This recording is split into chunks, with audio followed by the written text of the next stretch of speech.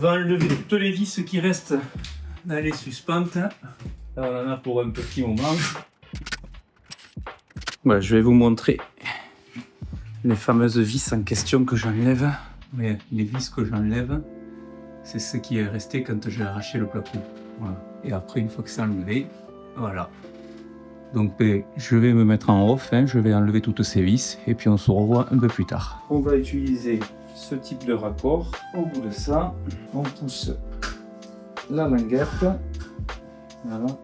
On emboîte une vis de chaque côté. Voilà. Donc maintenant, on va les mettre ça là-haut. Donc voilà, on a rajouté la fourrure en périphérie. Voilà la fameuse patte fixée aussi par ce côté. Voilà, hop, là on est beau. Alors on va faire la suspente en face de l'autre côté. Puis ici la périphérie pour renforcer. Voilà. Et on pose le pare-vapeur.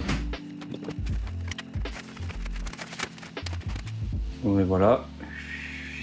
Pare-vapeur posé. Il n'y a plus qu'à mettre... Donc là on est à un RT 2005. Donc il n'y a pas de test d'étanchéité à l'air, n'est-ce pas? Et puis c'est juste pour empêcher la vapeur d'eau de monter dans l'isolant dans la salle de bain.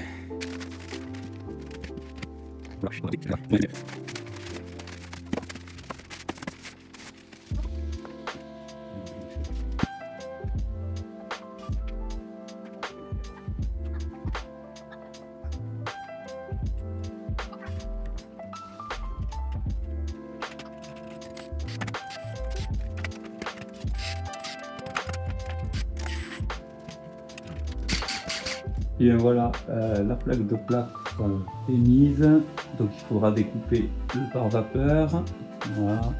Alors je peux pas me filmer en même temps que je bosse parce que la pièce est très petite et j'arrive pas à mettre les axes pour la caméra. Voilà, donc et comme j'ai pas de caméra 360, et bien le pied de la caméra me gêne en permanence. Donc voilà, tant pis, parce qu'évidemment il faut que je manipule cet immense engin, n'est-ce pas? Voilà, et en plus, vous voyez, là, il y a la chape qui n'a pas encore été faite, donc automatiquement, j'ai beaucoup de mal à rouler avec le chariot. Voilà, allez, j'y m'y remets.